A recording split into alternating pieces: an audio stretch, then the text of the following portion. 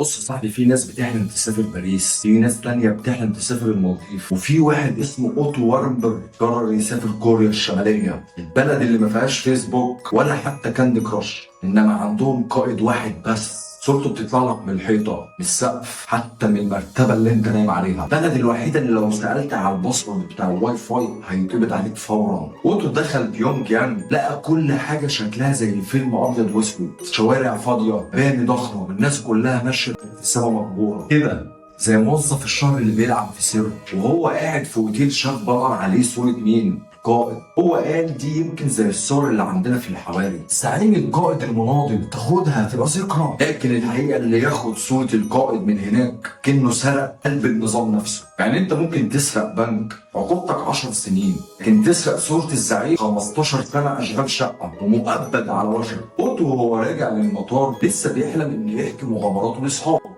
الامن دخل قال له استنى يا نجم، رايح فين؟ الرحله اتأجلت. بدل الطياره تركب الزنزانه. دخل المحكمه هناك يا صاحبي مش زي عندنا خالص، قاضي ونيابه ومحامي، لا، المحكمه هناك عامله زي المسرحيه، الجمهور عارف ايه النهايه، الممثل الوحيد اللي مش فاهم حاجه هو المتهم.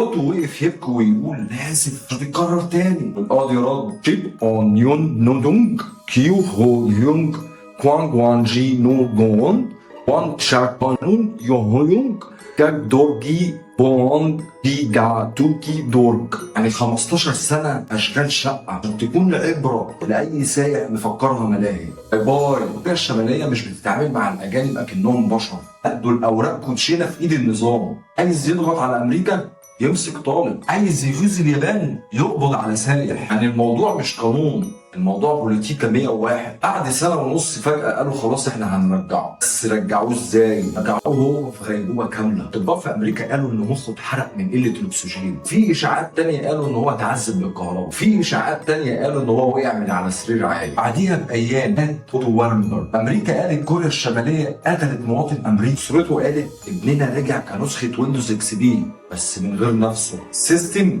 كراشت. ناوي تسافر كوريا الشمالية؟ اعمل حسابك انك مش راجع بجواز السفر، راجع بكارت الزيارة في السجن. لو عايز صورة تذكارية من هناك خد صورة تذكارية مع نفسك في المراية احسن. يعني الموضوع باختصار كوريا الشمالية مش بلد سياحة، بلد سياحة سجون.